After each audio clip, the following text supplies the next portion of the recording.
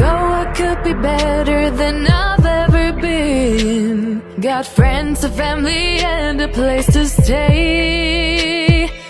Though I should be better than ever when I see my loved ones every day. I know for every laugh we share today. Mga palangga, good morning. Another day, another Euro. Charot. Yan, umaga na mga palangga. And ako na naman mag-isa dito sa bahay. As usual, mag-isa na naman ako. And ang ganda-ganda ng ating panahon mga palangga, oh. Tingnan nyo naman yan. Ha? Maaraw. Papasyal ko kayo mamaya. Mag-bike tayo. Pero, kailangan ko kasi muna mga palangga. Maglinis sa bahay. Kailangan may magawa ako dito sa bahay. Tulad nga ng sabi ko kahapon. Gusto kong tanggalin yung mga extra gamit namin dito na hindi naman namin ginagamit. So, ayan. Ang ganda. Ay. Alam niyo yung yung tawag nito, yung mga finish, mga palangga, yung mga fin, kapag nakakita yan sila ng araw, nagaganyan sila, oh. Kasi ba naman, ilang buwan walang araw dito mga palangga, walang daylight. Kaya, maano sila sa araw, tawag nito. Gustong-gusto nilang magbabad sa araw mga palangga. Tsaka lumalabas sila, gumagawa sila ng pagkakaabalahan nila sa labas. Ini-enjoy nila yung sunshine ba? Ganon. Nung una ako dito sa Finland, alam nyo ba? Nawiwerduhan ako sa kanila kasi dun sa workplace namin, lalo na dun sa workplace namin, pagka may sinag ng araw, hala, grabe na yung nila, ang saya-saya na nila mga palangga. Ay, sabi nila, walang ko pa, istatanan, yung ganyan ba. Parang, it's sunny day today, ganyan sila. Tapos, daw sila, mag-biking, mga ganun ba, mag-walking, ganun mga activity, mga palangga sa labas. Kaya, sabi ko, ang weirdo naman ang mga ito. Ang babaw ng kaligayahan, para araw lang, di ba? Yung sunshine lang. Pero, hindi mo kasi talaga ma-feel mga palangga o pagka hindi mo na-experience. Ako, na-experience ko na. So, na-feel ko na kung ano yung mga nararamdaman ng mga lokal dito about sa sun. Ganun. Kasi sa atin naman dyan sa Pilipinas, mga palangga, grabe naman yung dyan, di ba? Yung sikat ng araw. Parang mapapasok ka. Pero dito mga palangga, yung sikat ng araw nila, parang warm lang siya. Yung hindi tulad nung sa Pilipinas na pawis na pawis ka, basang-basa ka ng pawis, ganyan. Dito kasi, maaraw, pero yung simoy ng hangin mga palangga, hindi naman siya masyadong, merong time na malamig, meron din time na medyo malamig, medyo mainit, ganyan. Pero hindi yung tawag na pagpapawisan ka talaga, ganun. Yun yung nila dito mga palangga. Yan. Ayan, naayos ko na yung aming bed. Mag-vacuum ako. Para Magpalit pala ako ng bedsheet kagabi. Bago na yung aming bedsheets. Mamaya, paano ko nga itong camera? Mamaya, ako sa labas mga palangga, mag-bike. Tapos, pero, yun nga sabi ko, unahin ko muna yung dito sa loob. Kailangan, pag alis ko dito sa bahay, yung maaliwalas yung bahay. And so, mag-aayos muna tayo. Patayin ko muna yung radyo, ha. Mga palangga, ito yung mga palangga, oh. Yung kailangan kong ayusin na room dito. Meow. Ayan siya. Yan yung aming freezer dyan. Yang dalawa na yan. Isa, dalawa. Dyan yung aming mga freezer. And, ito yung mga gamit na kailangan sana itong tapon na. Kaso, ko pa kay Arto, tawag nito, i-ask ko pa sa kanya kung ano yung mga gamit dito na kailangan niya at hindi niya na kailangan para maano na namin to. Tapos yung iba namin gamit dito namin ilalagay, yung mga hindi namin ginagamit. Yan. May mga ano dito oh. Tawag nito Lego. May mga Lego dito. Ay, wala namang naman to lah. Box na lang. Mayroong ganito. Mga sasakyan. Ewan ko, bakit binili niya yan. Ano to? Charger. Isang charger na to. Ito, Lego. Ayan, oh. Oh, yung Lego, mga palangga. Tingnan natin kung ano magagawa natin dito. Gusto ko siyang i-ano muna, ihilera dyan ba? Ganyan. Tapos, yung iba namin mga gamit, bibili din ako ng show rack para yung mga sapatos na hindi namin ginagamit, mga palangga. Dito ko siya ilagay. Para hindi masyadong magulo doon sa sa may front door namin ba. Yan, lagay ko muna kayo ganyan. Ito pala yung aming ano nga to? Fireplace. Yan. Ito yung aming fireplace. Dito, nag-ano si Arto. Niya to, sinisindihan niya to pagka malamig ang weather. Sobrang lamig, yung nagne-negative para na yung bahay namin maging warm. Ito siya. Lang pang basura dito oh. Uy, ayan. So, muna. Diyan muna kayo mga palangga ha. And wait. Umpisahan ko na maglinis dito. And tingnan nyo lang ako. Tapos ito palang aming mga palangga oh. Pakita ko sa inyo. Aray ko, naipit na naman ako ng aking yung Dyson namin na sayang to mga palangga. Nasira na siya, hindi na siya umaandar. Bigla na lang siyang tawag nito parang nag-overheat siya. Tapos namatay. Ayun, yun ang isa na lang ginagamit namin yan oh. So anyway, na tayo. Maglinis tayo dito sa pinakamagulong matagal ko nang gustong hinto mga palangga kaso wala akong time. Pinakamagulong room.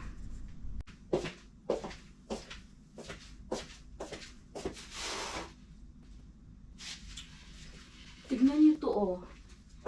Ayan oh. Ganda siya na siyang ipang tawag nito. Itong display ba? Ilagay mo siya sa wall. Meron siyang kabitan oh. Mga palangga. Ganda nito.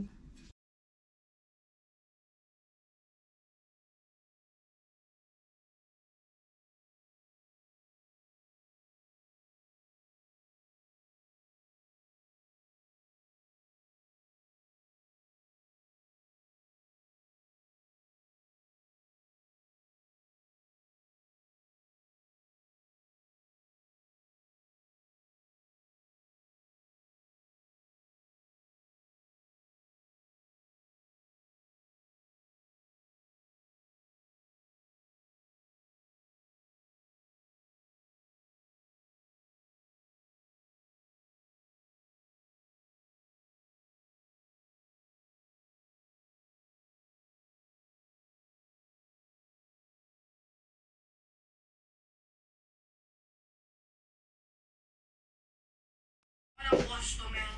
Sana ng 300, kulang na lang ipatayin ako sa itinok pa ba?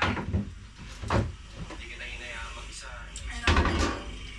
Masisin sa iyo. Ako naman talaga ang pumunta dito sa Maynila. Sana nga yung pera ko, ipinamasahe ko na lang pa over. Pero okay na din. Kasi may meron ko mga napakain na lang. Alam mo, bilib din ako sa'yo.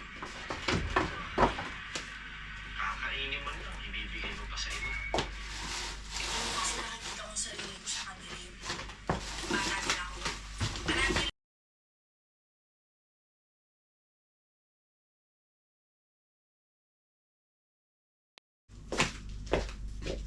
Mga palangga, ayan na siya oh.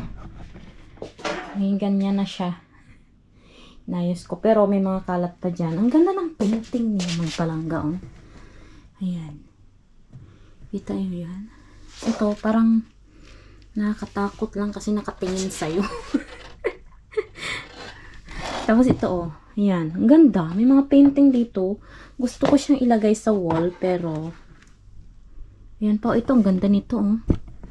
Ayan, oh. Ganyan siya. Ganda. Mag-vacuum pa ako dito. Kasi, ano. Pero mas okay na siya ngayon, di ba? Kasi, naka-ano na siya dyan. Naka-ayos na siya dyan. Hindi yung, ang gulo. Parang walang space yung room dito sa, ano, sa likod. Yan. Hindi pa siya masyadong tapos.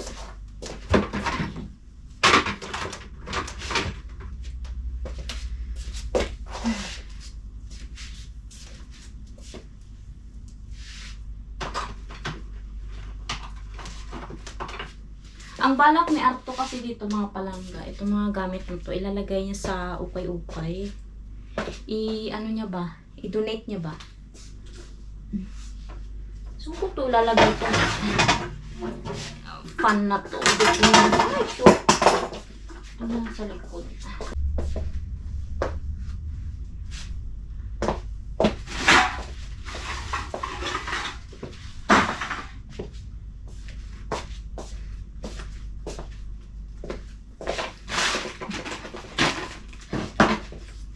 Tapos yung mga basura.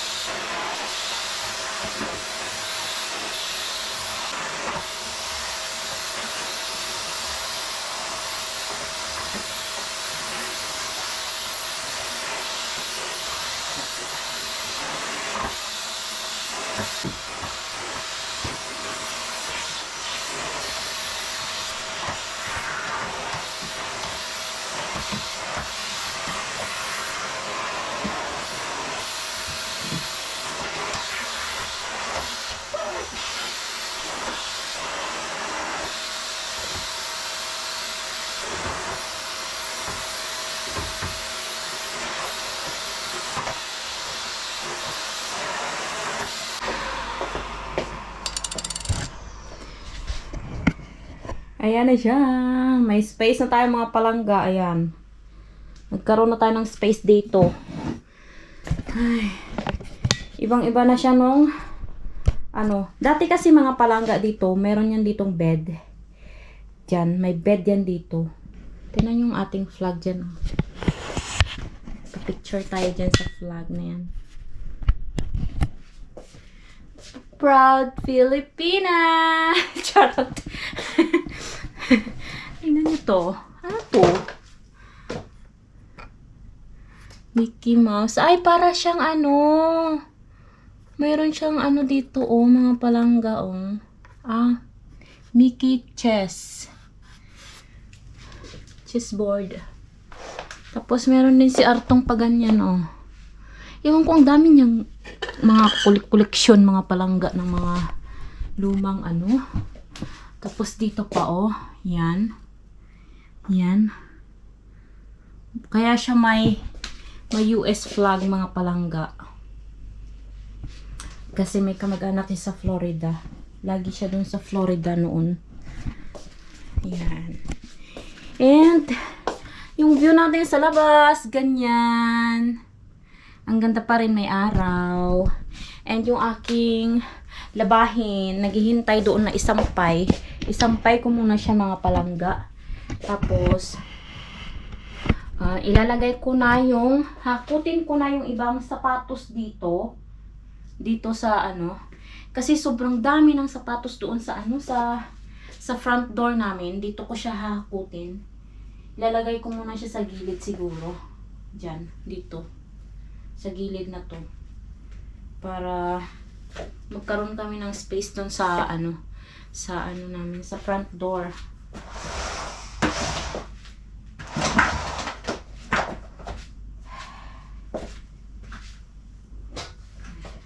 Pero isampay ko muna yung aking labahin. See you again later. Mga palangga. Tapos na ako dun sa likod. Pakita ko sa inyo yung after, ha. Hindi siya masyadong maayos. Pero at least, meron na tayong ano, space. Pailaw ko lang, ha. Yan ko lang ng ilaw. Yan, meron na tayong space dito. Yung kanina, ang gulo-gulo, 'di ba? Hanggang dito yung ano, kalat, ganyan, ganyan. Nalagay ko na rin yung mga winter shoes diyan, yan, ganyan. Tapos yung hangiran namin ng damit. Dito din kami pala nagpapatuyo sa likod ng ano, ng room na to. Dito sa room na to. Yan, dito ko siya nilagay. Kanina, dito yan siya, hindi lang nakita sa video kasi inalis ko muna. Dito yan siya, tapos ang daming kalat dito. Yan. Halos hindi ka makapagsampay kasi ang daming ngang nakalatag na gamit. So, ayan, ganyan na siya. Ang ganda talaga nito, oh, ng babaeng yan. Parang gusto ko siyang ikabit. Pero hindi ko alam kung saan ko siya ikakabit. Tsaka yung drawing na yan, oh. Alam niyo mga palangga, gusto kong itry yung ganitong drawing. Anong tawag nito, oy? Yung parang coloring siya ba? Watercolor. Parang gusto ko siyang itry. Tingnan din, oh. Ganda ng babaeng yan. Nakakatakot lang yan sa gabi. Kung ilalagay mo yan sa kwarto mo kasi parang may nakatingin sa'yo. Ayan. And then, dumating pala si Arto, mga palangga. Dumating siya. And sinabi, di ba, sinacharge niya yung, yung e-bike ko. Yung electric bike ko. Sinacharge niya. Sabi niya sa akin, hindi daw nagcha-charge. Kasi pag inon niya yung battery talaga, inon niya, walang lumalabas na green ba. Wala siyang, naka-indicate na full charge na siya. Tapos, pero inon ko yung niya, yung malapit sa Manobela, inon ko yun siya. Meron namang battery. Kinabahan kami ng very, very light. Kasi akala namin, nasira na yung aking, yung aking e-bike. So, ngayon, muna ako, mga palangga. Kakain muna ako kasi nanginginig na naman ang inyong inday. Diyos ko po. Ala, mag-alauna na pala. Kaya pala nanginginig na ako. At saka nakatapos din ako ng isang MMK. Nakatawag nito. Kaisa akong episode ng MMK. Kakainin ko ngayon. Wait, maghanap muna ako ng makakain. Kailangan ko pa palang maglinis dito sa kusina.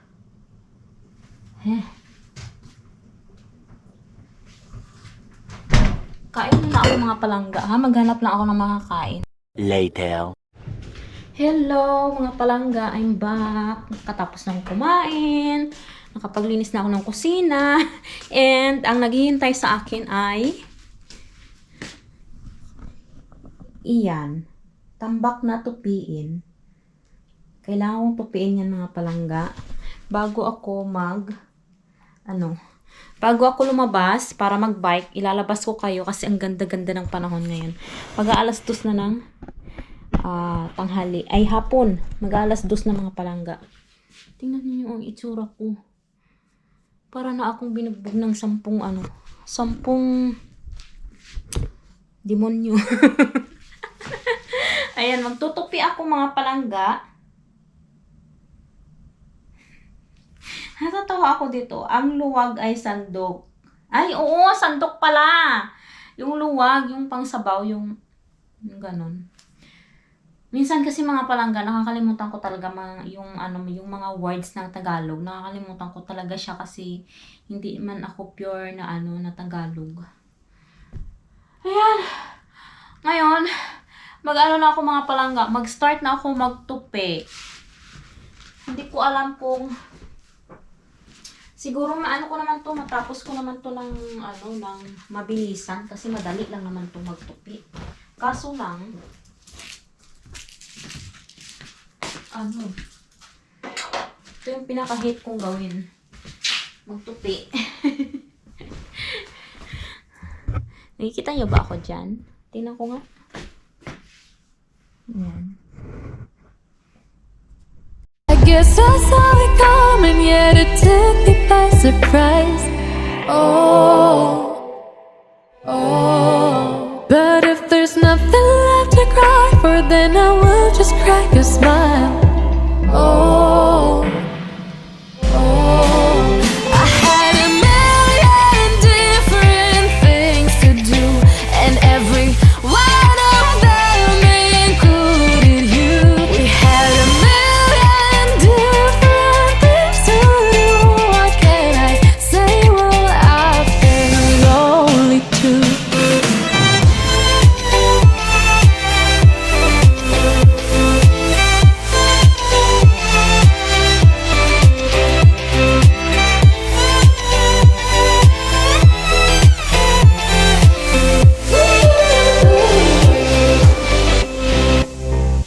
Lying on my own, the sheets are covered in your scent. Really tried to fall asleep, but I can't understand. Though we both felt kinda lonely, I still always thought you loved me. When I tried to let it go, the sheets are covered in your scent.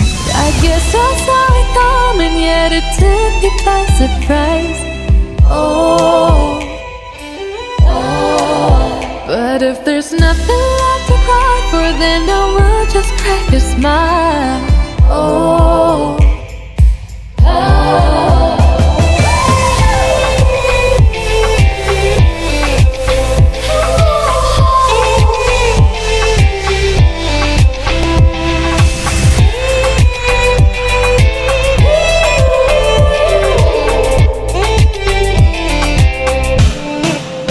I had a million different things to do, and every one of them included you.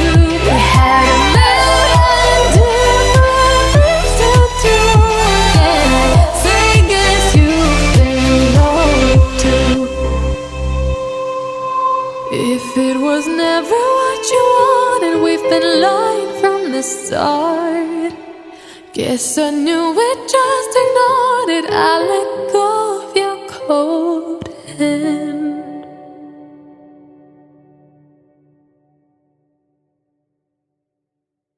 Tapos na ako magtupi. Yan. Natapos na rin. Pero, ipakuha ko yan sa kanila mamaya, mga palangga, yung mga damit nila. Sila na yung bahalang mag-arrange doon sa taas. Wala pa sila, 2:25 na ng hapon. Ngayon, dito si Arto! Misa Saot! Ay, nasa toilet siya. Andito na siya mga palangga, umuwi na siya. Si Arto, mag-3 na ng hapon. Ngayon pa lang siya uwi.